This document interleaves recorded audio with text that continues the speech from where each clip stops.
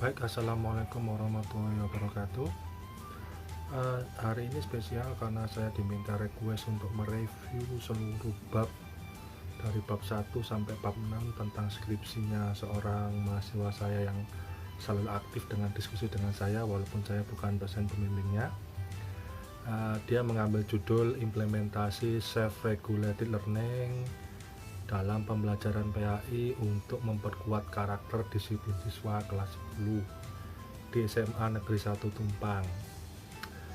Ya, luar biasa yang mau persiapan ujian, jadi saya akan buatkan semacam simulasi bagaimana dosen itu menilai keseluruhan skripsi dari bab 1, bab 2, bab 3, bab 4, bab 5, bab 6. Jadi ikuti terus channel ini agar sampean tahu secara persis seperti apa sih proses penilaian skripsi itu, kelayakan skripsi yang dilakukan oleh dosen pembimbing maupun dosen penguji. Dan yang paling pertama ketika kita ujian skripsi atau sidang skripsi, tentu jangan sampai ada kesalahan yang nyolok mata, yang sangat mudah sekali ditemukan kesalahannya. Dan ini merupakan yang level kesalahan yang pertama yang sering sekali karena terburu-buru atau tergesa-gesa atau karena ketakutan, sehingga hal-hal kecil yang sifatnya memang tidak terlalu menghambat skripsi namun membuat tidak nyaman itu sering terjadi ya. Dan dosen selalu mulai dari cover ya. Dari cover saya lihat di skripsinya ini itu covernya tidak ada tahunnya ya, tahun pembuatan ya. Jadi tahun diterbitkannya tidak ada, biasanya ada kan gitu ya. Jadi mungkin bisa di cross check kembali dengan yang ada di panduan skripsi jurusan ya. Jadi kalau menulis itu harus dipastikan sesuai dengan panduan dari pedoman skripsi yang dikeluarkan oleh jurusan atau fakultas kalian, sehingga dari persoalan administrasi penulisan tidak ada masalah ya gitu. Yang kedua, pada halaman kedua ini ketika mengcopy paste dari skripsi itu kadang-kadang kan tidak dilihat ya bagaimana cara mengkopinya. Jadi ada kolom tanda tangan itu yang nama dosen pembimbingnya sudah ada, tapi mengetahuinya itu pada halaman yang kedua terpisah gitu kan. Nah, ada kesalahan teknis di halaman 3 Romawi itu ada kesalahan di situ. Itu membuat tidak nyaman. Kenapa? Karena kalau dari awal saja dalam hal yang paling mudah, dalam hal pengcopy pastean saja salah, apalagi isinya lah. Ada dosen yang seperti itu. Jadi formasi dosen menguji skripsi itu dibagi-bagi perannya. Ada dosen yang spesialis ngoreksi hal-hal sistematika penulisan seperti ini ya. Ada dosen yang fungsinya mempertanyakan substansi penelitian, temuan-temuannya, kajian-kajiannya. Ada dosen yang mengoreksi metode penelitiannya. Nah, di antara dosen itu memang bagi tugas sehingga kemudian tidak tumpuk jadi satu. Kalau pertanyaannya sama nanti diborong semua dosen, ada dosen yang nggak kebagian kan jadi useless, tidak berguna dosen itu ya. Oke, seperti itu untuk covernya ya. Jadi covernya perlu diperhatikan, jangan sampai ada yang menyolok mata, kan kasihan. Nah, untuk yang mutu ini juga belum ada. Pokoknya hal-hal teknis, persembahan mutu harus ada. Meskipun kamu nggak punya mutu sama sekali, ya Pak, saya nggak punya mutu Pak, nggak apa-apa, ditulis saja ya. Ya katanya Al-Quran sebagai sumber inspirasi, ya petik, ambil aja ayat Al-Quran atau hadis misalnya yang terkait dengan dunia pendidikan. Di punyanya si Revita ini, si Revi Ayu ini nggak ada mutunya itu kan. Nah, mutunya juga harus ada referensinya ya. Kalau dari Al-Quran potongan surat apa, nah, dikutip dari mana, dari Al-Quran terjemahannya Kemenak atau Al-Quran dari Maktabah Samila, nah, di bawahnya harus ada rujukannya.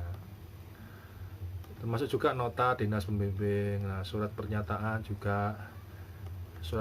ini juga begitu ya, nulis hurufnya besar kecilnya harus diperhatikan ya. Masih banyak saya temukan ketika ngopi paste dari punyanya kakak kelas itu tidak dilihat penempatan huruf besarnya kecilnya, seperti tulisan fakultas ya, Tulis lengkap, jangan ilmu tarbiyah dan keguruan, tapi fakultas ilmu tarbiyah, I-nya besar, T-nya besar, kan begitu.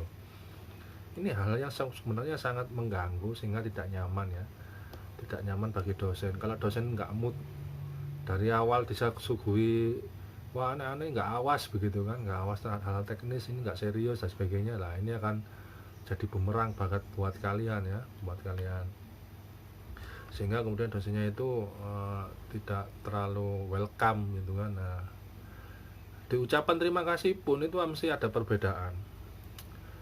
Harusnya ucapan terima kasih yang pertama sekali itu pada orang tua yang melahirkan kalian, gitu kan. Nah ini ada ini ucapan terima kasihnya kepada siapa ini, kepada ya bener ini udah orang tuanya ya, kakak pertama dan terakhirku ya, nggak tahu orang tuanya ditaruh di mana. Nah, ini jadi orang tuanya tidak diberikan porsi yang pertama ya, justru yang pertama, kakak pertama dan terakhir gitu kan. Nah ya pokoknya harusnya secara logika ya harusnya orang tua ya, orang tua itu yang menjadi yang membiayai, yang melahirkan dan sebagainya ya. Kalau kemudian ya nggak apa-apa lah rektor dikasih ya. Ucapan terima kasih memang kelihatannya formalitas, tapi juga harus disusun dengan logika yang sesuai dengan nilai-nilai Islam. Apalagi jurusannya pendidikan agama Islam, masa ucapan terima kasih pada orang tuanya nggak ada gitu ya. Selanjutnya ini juga dilihat di daftar isinya juga ada yang nomor-nomor yang mencelat ya. Mencelat itu apa ya, keluar dari jalur lah, itu dirapikan kan gitu ya, dirapikan ya, sehingga memang dikerjakan secara serius. Abstrak ini adalah semacam sinopsis ya, ringkasan summary dari sebuah penelitian ya, skripsi ya. Jadi abstrak itu sistematika biasanya ya dimulai dari paragraf pertamanya tentang latar belakang ya, secara intinya seperti apa. Yang kedua terkait dengan medpen-nya ya, misalnya medpen. Yang ketiga terkait dengan temuan, biasanya begitu. Makanya ada biasanya satu halaman, ini lebih dari berapa halaman, ini kayak bukan abstrak ini ya. Jadi abstrak itu satu halaman, ringkasan itu satu halaman. Kalau lebih dari satu halaman bukan lagi ringkasan gitu kan ya. Pendahuluan, nah ini yang sering ya. Nah, sekarang kita masuk ke bab 1. Nah, di pendahuluan ini sering sekali kita melihat bahwa mengapa sih harus memulai pertama itu dengan tentang pendidikan merupakan salah satu aspek. Ya terlalu bertele-tele gitu kan kalau saya sendiri ya menulis temanya self regulated learning, ngomong pendidikan kan sangat jauh sekali ya gitu kan. Ya ini mungkin karena terpenjara atau terjebak pada konsep harus umum dulu baru khusus lah. Ya harusnya self regulated learning secara umum itu seperti apa, bukan pendidikan gitu kan. Self regulated learning di kalangan masyarakat di era pandemi saat ini dimungkinkan harus dimunculkan dalam sikap atau karakter anak, sebab peran guru di era pandemi secara langsung tidak bisa dikedepankan. Oleh karena itu self regulated learning ini sebagai solusi atas kosongnya ruang-ruang kelas, atas tidak maksimalnya interaksi guru dan siswa pada saat yang normal, pada saat new normal saat ini. Oleh karena itu self regulated learning perlu dihadirkan kembali sebagai salah satu prinsip pembelajaran yang paling utama di era pandemi saat ini. Itu kan umum gitu loh. Nah, ini nggak usah pendidikan kan gitu, pendidikan terlalu jauh kan gitu kan ya. Nah, di dalam satu paragraf itu harusnya juga satu paragraf itu kaya dengan referensi yang bisa 10 atau 5 atau 8 lah. Itu kalau satu paragraf itu banyak referensinya, berarti kan penulis ini kan sering baca, berarti penulis ini kaya dengan literatur ya. Jangan sampai satu paragraf itu hanya satu teori itu kan kering, dan teorinya pun copy paste dari Wikipedia. Wah ini nggak niat ini kan begitu. Nah Kemudian juga ya terkait dengan pengutipan undang-undang yang nomor 20 tahun 2003, ya benar itu memang berkaitan dengan sistem pendidikan nasional ya. Tapi juga harus dibangun sebuah regulasi kebijakan yang dimasukkan di sana, misalnya ya terkait dengan regulasi tentang pembelajaran ya, tentang SNP atau ya tentang KIKD-nya itu pada peraturan yang keberapa. Kalau nomor 20 itu masih umum gitu. Peraturan Undang-Undang nomor 20 tahun 2003 itu masih umum ya. Sangat jauh sekali kalau kita kemudian menarik garis antara self regulated learning dengan Undang-Undang nomor 20 tahun 2003. Udah 17 tahun yang lalu ya. Nah, ini masih saya temukan ini kan. Ya, masih saya temukan bahwa satu paragraf cuma satu halaman cuma satu paragraf kan begitu. Nah, oleh karena itu ini juga ya referensinya itu kalau bisa 5 tahun ke bawah. Kalau sekarang tahun 2021 maksimal referensi elek-elek jelek-jeleknya itu tahun 2016 gitu kan. Nah, jadi skripsi ini masih tahun 2008 gitu kan. Nah, berarti nggak pernah pergi ke perpustakaan, padahal saya lihat sendiri dia sering gitu kan. Mungkin nggak tahu ya bukunya yang diikuti yang mana. Nah, oleh karena itu strategi mendapatkan referensi itu jangan hanya dari buku, dari jurnal, karena jurnal itu update setiap minggu ada, setiap hari ada yang terbit kan begitu. Nah, referensi yang diambil dari jurnal. Yang kedua, saya melihat ini penulisan nama dalam referensinya itu nggak pakai gelar ya, nggak usah pakai gelar. Ini masih pakai gelar, ini nggak perlu ya. Jadi kalau dalam merujukan tulisan ilmiah itu nggak perlu dipakai gelar ya, apalagi gelarnya panjang ya, seperti ini ya, penulisnya Revi Ayu Mahriza gitu kan ya, SAG, sarjana ayam geprek. Wah, nggak perlu ditulis sarjana ayam gepreknya ya. Jadi langsung tanpa ada gelar. Jurusan PAI juga ini, kalau skripsinya arah PAI juga harus kaya dengan nilai-nilai Al-Quran atau hadis ini kan ya.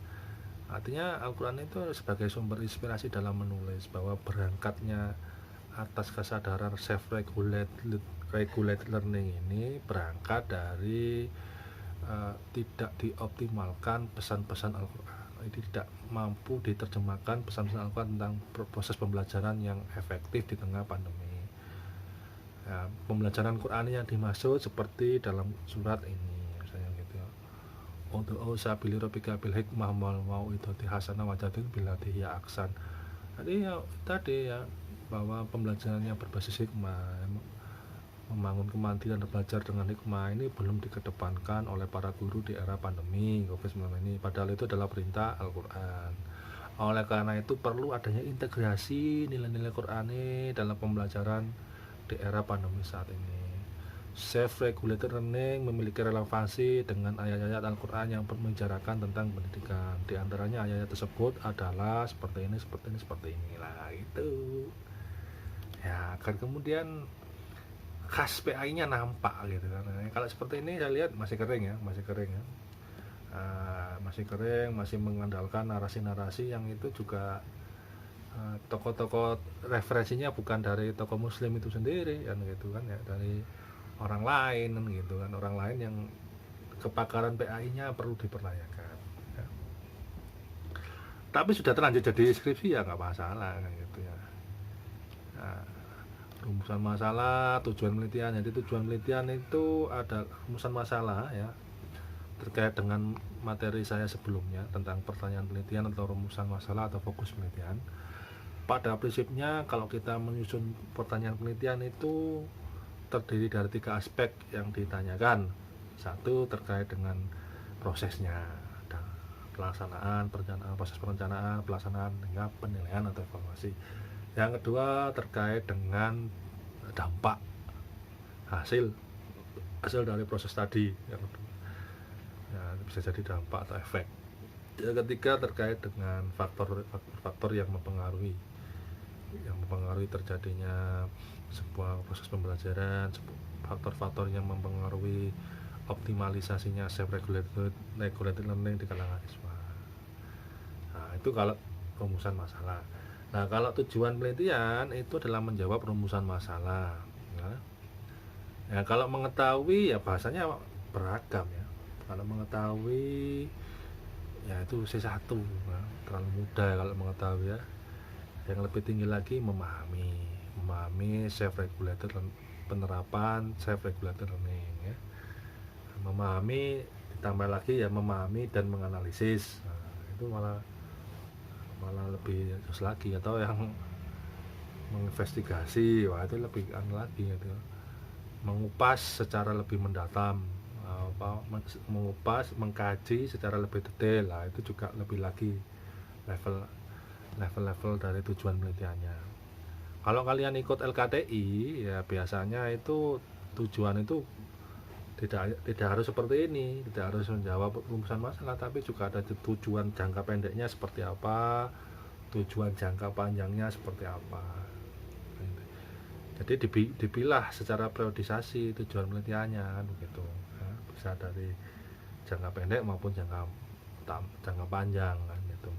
Atau ada tujuan utama yang ingin digagas dalam penelitian ini dalam membangun kultur self regulated learning pada komunitas pembelajar di SMA 1 Tumpang. Nah, ini ada tujuan utamanya gitu kan. Wah, lebih keren lagi kan gitu. Nah, itu variasi dalam menyusun tujuan penelitian. Lalu apa bedanya Pak dengan tujuan dan manfaat? Kalau tujuan tadi menjawab rumusan masalah, kalau manfaat ini adalah nilai guna, nilai real yang dirasakan dari adanya penelitian ini ya.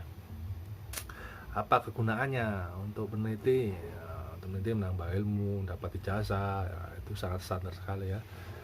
Manfaat untuk siswanya sendiri itu apa yang ditanya-tanya itu? Nah, manfaat untuk kelembagaan, misalnya kelembagaan yang diteliti ya rekomendasi penyusunan panduan belajar di era pandemi, bahwa panduan belajar di era pandemi itu paling cocok pakai self regulated learning misalnya. Kenapa? Dari hasil penelitiannya Revi Ayu yang menyatakan seperti ini.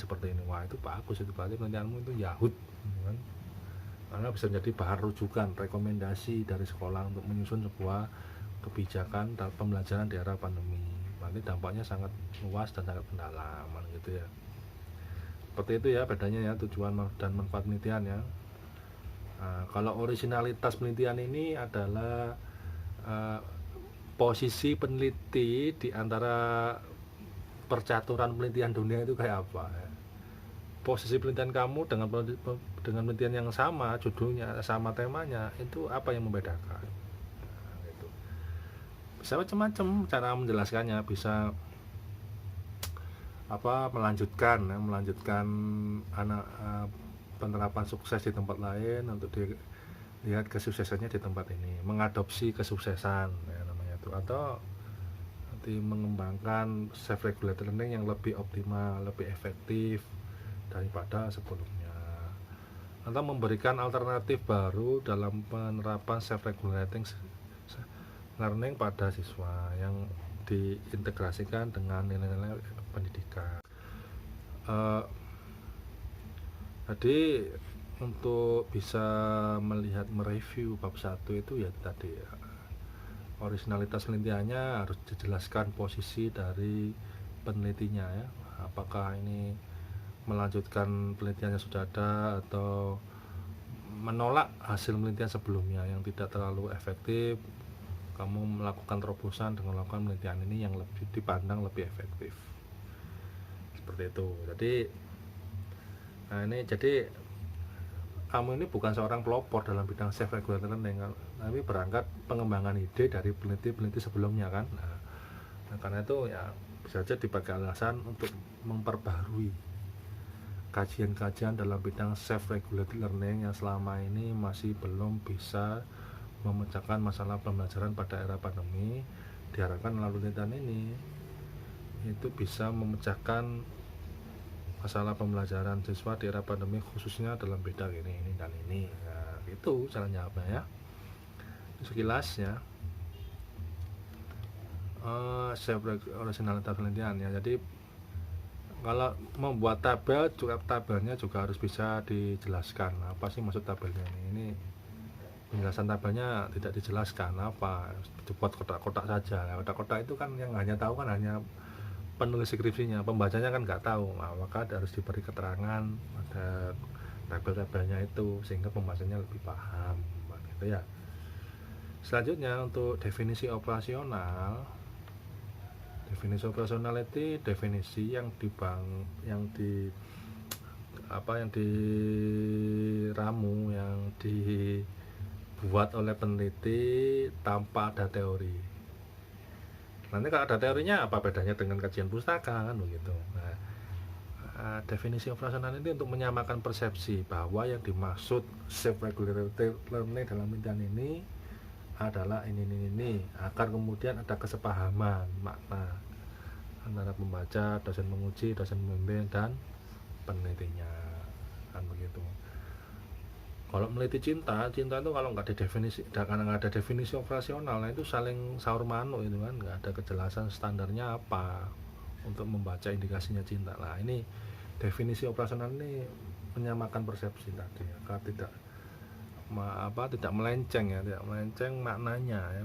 Maksudnya ini dalam kategori pendidikan agama Islam adalah seperti ini. Itu ditegaskan dalam definisi operasional gitu. Nah, kalau masih ada referensinya berarti ini bukan definisi operasional, ini definisi dari buku, bukan dari pemahaman peneliti ya. Definisi operasional itu dari pemahaman peneliti kan gitu ya. Tekniknya bisa dipecah-pecah dulu arti katanya, selanjutnya dikombinasikan, dijadikan konteks sehingga dapat dipahami. Jangan sampai mendefinisikan telur mata sapi, telur itu apa, mata itu apa, sapi itu apa, nggak ada hubungannya kan begitu kan ya. Jadi kalau memang maknanya tiga kata dalam satu mana ya langsung aja tiga itu, jangan dipecah-pecah telur apa, mata apa, sapi apa. Kalau digabung beda sekali dengan awalnya begitu ya. Itu definisi operasional. Nah, terkait bab 2 ini terkait dengan kajian pustaka ya. Kajian pustaka itu yang mengkaji pustaka, menilai pustakaannya itu relevan nggak digunakan dalam membaca fenomena self-regulated learning. Jadi bukan kumpulan definisi self-regulated learning gitu kan, bukan parade teori self-regulated learning, tapi lebih kepada bagaimana perkembangan teori dalam menjawab permasalahan-permasalahan yang terkait dengan self-regulated learning, khususnya pada skripsi ini ya. Apakah jawaban dari para pengamat, para ahli tentang self-regulated learning itu bisa dijadikan acuan nggak, bisa diandalkan nggak dalam membaca kasus ini ya, gitu ya. Jadi dia menjelaskan fenomena kajian pustaka itu. Yang kedua, fungsi kajian pustaka itu adalah membuat instrumen kan gitu ya.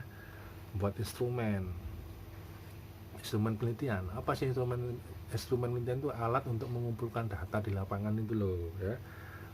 Untuk menyusun wawancara, untuk menyusun pedoman observasi, dan menyusun pedoman dokumentasi itu berangkat dari teori, nggak bisa ngawur, tapi berdasarkan teori ya. Kalau dalam hal ini ya self-regulated learning itu kan dimaknai sebagai tindakan inisiatif ya dalam mengelola belajar waktu dan lingkungan. Berarti tiga hal itu indikatornya.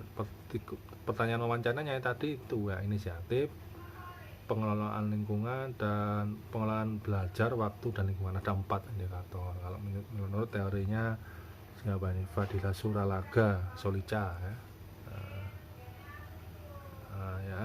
Teorinya Gary Depay ya. Ini nanti inisiatif siswa ini nanti kalau jadikan pertanyaan 5 misalnya ya. Terus mengelola belajar 5, mengelola waktu 5, mengelola lingkungan 5. Jadi kan 5 kali 4 20 pertanyaan. Tapi terukur gitu kan. Pertanyaan wawancaranya terukur berdasarkan teori, bukan berdasarkan insting dari peneliti kan begitu. Itu yang namanya pedoman wawancara, pedoman observasi juga begitu. Itu diharuskan ya harus merujuk pada teori yang digunakan, karena fungsi dari teori itu membangun, menentukan instrumen yang dibuat ya. Nah, referensi-referensi yang digunakan ini masih jadul-jadul ya, masih lama-lama gitu kan, masih tahun 80, 90, 2000. Nah ini harusnya ya 2016 ke atas, 2021 ya. Ini masih ada percampuran antara internet ya, masih dalam satu Satu halaman masih satu referensi, ini masih kering sekali, mengalami kemiskinan teoritik ini, kekirian teoritik ini di bab 2 nya ini. Nah, tapi is oke karena sudah di ACC, tidak masalah. Yang penting itu ada ACC kan ya.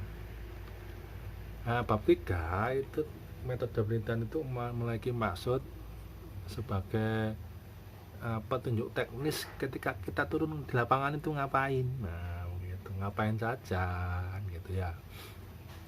Nah, di bab 3 ini bukan teori tentang penelitian ya. Ini masih mengutip teori, tapi teorinya itu tidak dikonkretkan. Kenyataannya ketika di lapangan seperti apa. Dikatakan di sini bahwa menggunakan penelitian kualitatif. Dia ngutip, ya kan? Nah, ngutipnya ini hanya sekedar ngutip. Penelitian kualitatif merupakan cara dan prosedurnya sistematis untuk menyelidiki, mengetahui satu masalah dengan maksud mendapatkan informasi. Itu didetailkan. Nah, detailnya bagaimana Pak? Dengan demikian, pendekatan kualitatif digunakan sebagai cara menggambarkan fenomena self-regulated learning di SMAN 1 Tumpang sehingga didapatkan informasi yang aktual dan bisa menjawab rumusan masalah yang diteliti. Ya begitu, dikontekstualisasikan ya, jangan hanya sekedar ngutip tapi tanpa ada penafsirannya kan gitu, pengembangan penafsirannya gitu. Ini saya sepintas ini masih kumpulan teori penelitian ya, bukan petunjuk teknis ketika di lapangan. DB, kehadiran peneliti itu maksudnya sebagai instrumen utama yang tahu seluk beluk penelitian itu dalam penelitian itu sendiri, maka dia yang menjadi instrumen utama ya, sebagai pembuat penelitian yang mengajukan proposal hingga kemudian ujian hingga turun lapangan sampai ujian skripsi lagi. Nah, itu kan namanya kan instrumen utama, yaitu peneliti itu sendiri. B, C, lokasi penelitian. Nah, pemilihan lokasi penelitian itu harus berdasarkan dua aspek ya, kemenarikan dan keunikan. Sebutkan kemenarikannya apa yang ada di situ ya, keunikannya apa ya, di sekolah lain nggak ada. Nah, jelaskan. Nah, jangan karena pacar saya di sana Pak, karena dekat dengan rumah saya lah, itu namanya alasan emosional, alasan yang tidak ilmiah. Diilmiahkan dengan cara apa? Dengan cara mencari prestasinya apa sekolah ini, kenapa kok masyarakat memilih sekolah ini dibandingkan sekolah yang lain. Nah, itu jadi dari data observasi atau data website atau data dari dinas pendidikan yang menjelaskan bahwa sekolah ini memiliki kemenarikan atau keunikan. Data dan sumber data ya, datanya primer ya, dan sumber langsung. Nah, sumber langsung itu siapa saja, sebutkan di sana ya, dari observasi beribadah siswanya, wawancara dengan siapa, nama gurunya, informannya siapa lah, gitu, didetaili semua ya. Jadi semacam kayak buku harian nulisnya itu anunya apa, step by stepnya itu ya. Sumber data dalam penelitian ini kepala sekolah. Kenapa dijadikan sumber pengetahuan? Nah, dia kan nggak tahu self-regulated learning ya. Mungkin bisa kalau dia punya kebijakan dalam self-regulated learning. Kalau nggak punya kebijakan dalam self-regulated learning, buat apa? Kan gitu, apa fungsinya? Hanya untuk memberikan izin penelitian saja kan ya. Nah, jadi alasan pemilihan kepala sekolah itu dijelaskan buat apa, tanya gitu. Guru sebagai siswa, ada pihak-pihak yang terkait dengan sekolah sini, apakah orang tua juga diteliti ya, ini belum dijelaskan di sini ya. Sepintas seperti itu ya bab 3 ya. Nah, untuk bab 4, bab sebelum bab 3 ini ini ya, tentang analisis data. Analisis datanya pakai teori alir ya. Nah, ini masih teori ya, teori tentang analisis data, belum teknis analisis data. Analisis data itu kan terdiri dari 3 kalau pakai Miles. Di analisis data itu kan ada 3 kalau pakai teorinya Miles and Huffman ya. Pertama reduksi data, kedua itu display data, ketiga itu verifikasi atau kesimpulan. Nah, dijelaskan cara-caranya. Reduksi datanya itu dengan cara memilah data yang sesuai dengan relevan dengan penelitian, dan mana yang tidak ini dibuang, dikesampingkan. Itu namanya menyeleksi data. Reduksi data itu menyeleksi data. Wah, hasil dari data lapangan di SMAN 1 Tumpang dalam bentuk wawancara, observasi, itu didisplaykan dalam bentuk apa, narasi, tabel, apa grafik. Nah, ditulis di situ di bab 3-nya itu. Dalam penelitian ini setelah melakukan proses seleksi data, maka untuk tahapan display datanya dibentuk dalam bentuk narasi agar memudahkan pembaca maupun dosen menguji atau pihak yang terkait itu memahami dari hasil temuan penelitian ini. Nah, itu ya, itu namanya display data dan kesimpulan. Prosedur ditulis secara lengkap, yang mulai dari mengurus surat izin penelitian di Fakultas Tarbiyah hingga sampai turun lapangan, ditulis teknis-teknisnya, siapa saja yang terlibat untuk ACC. Nah, itu jadi cerita langsung di lapangan, bukan hanya kumpulan teori tentang penelitian, jangan salah kaprah ya. Nah, kalau bab itu itu kan paparan data ya. Paparan data kalau ngomong kan ada dibagi dua ya, identitas sekolah, latar belakang sekolah, sama paparan data. Nah, paparan data itu diceritakan secara naratif, bukan poin per poin gitu kan, nama, sekolah, alamat, tapi tidak diceritakan secara naratif. Jadi sekolah SMA Negeri 1 Tumpang yang beralamat di Jalan Kamboja ini didirikan tahun sekian. Dari penulisan historis di ini dijelaskan bahwa SMA ini memiliki berbagai macam jenis layanan pendidikan. Nah, diceritakan secara naratif ya, jangan poin per poin ya. Nah, seperti ini copy paste semua ini dalam menyusun latar belakang sekolahnya. Latar belakang sekolahnya maksudnya setting sosial dari penelitian ini gitu. Itu sosialnya yang kemudian melahirkan dari adanya self regulated learning sebenarnya ya. Kalau visi misi dan sebagainya ini bisa dimasukkan di lampiran ya, nggak perlu masuk di sini kan gitu. Itu namanya mempertebal halaman skripsi di bab 4 ini kan gitu kan. Banyak kan contoh-contoh anunya ya, contoh-contoh profil sekolahnya daripada temuan datanya kan gitu kan. Temuan datanya tenggelam sehingga kemudian tidak nampak ini data-data yang dibutuhkan. Nah, sekarang bagaimana cara memaparkan datanya ya. Itu tadi satu item itu, satu halaman yang terdiri dari 3 metode ya. Satu halaman ini menyatakan bahwa self regulated learning dilaksanakan secara otonom dengan melakukan pendidikan jarak jauh. Nah, buktikan dengan misalnya hasil wawancaranya yang terkait dengan itu, foto misalnya, foto terkait dengan saat kegiatan self regulated learning siswa, observasinya ya bisa di rumah siswa atau di gunungnya. Jadi satu halaman itu terdiri dari 3 metode, bukan wawancara tok gitu ya, atau selang-seling ya. Halaman pertama wawancara, halaman 2 dokumentasi yang terkait dan yang relevan dengan rumusan masalah. Jangan sampai dimasukkan foto selfie mahasiswanya, peneliti ada selfie di depan atau di depan wawancara dengan lah, itu di lampiran.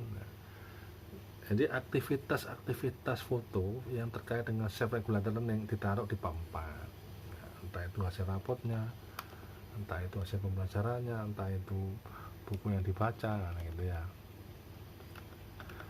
Bab 5 pembahasan ini terkait dengan menafsirkan hasil temuan di bab 4. Bagaimana cara menafsirkannya? Dengan mendialogkannya dengan teori kan gitu ya. Jadi bekal teori di bab 2 itu sebagai peta permasalahan self regulated learning terkini nanti digunakan kembali untuk mengomentari hasil temuan di bab 4. Nah, apakah temuan di bab 4 ini mengevaluasi teori yang sudah ada? Ternyata teori yang sudah ada ini nggak begitu spesial, nggak begitu efektif dalam memberikan alasan teoritik atas munculnya self regulated learning di SMA 1 Tumpang, atau teorinya sudah nggak relevan atau nggak sesuai dengan perkembangan zaman ya. Yang kan tadi seperti tadi kan buku-bukunya kan tahun 2005 gitu kan, tahun 2005, sekarang tahun 2021 gitu kan ya. Jadi apa yang dipikirkan oleh pembuat teorinya tadi belum terpikirkan gitu kan, sehingga nggak bisa mengantisipasi permasalahan-permasalahan yang ada di tahun 2021 kan gitu ya. Jadi didialogkan kembali ya, temuan data di bab 4 didialogkan dengan teori yang ditulis di bab 5.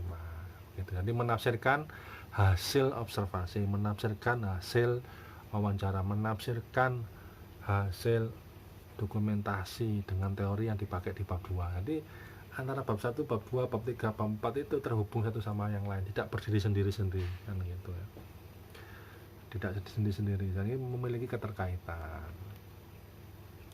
Apakah self regulated learning ini sesuai dengan tadi, sesuai dengan visi misi Undang-Undang Nomor 20 Tahun 2003 enggak? Kalau iya, buktikan di pasal mana yang menunjukkan adanya keharusan menerapkan self regulated learning di sekolah. Saya jelaskan posisinya kan gitu ya. Jadi jangan bingung membedakan antara bab 4 dengan bab 5. Kalau bab 4 itu murni memaparkan data, bab 5 menafsirkan secara teoretik temuan-temuan data yang ada di bab 4. Apakah temuan data tadi itu memperbarui enggak teori-teori baru dalam bidang self regulated learning, memperbarui, menyempurnakan, atau malah tadi menolak sebagian, seperti itu.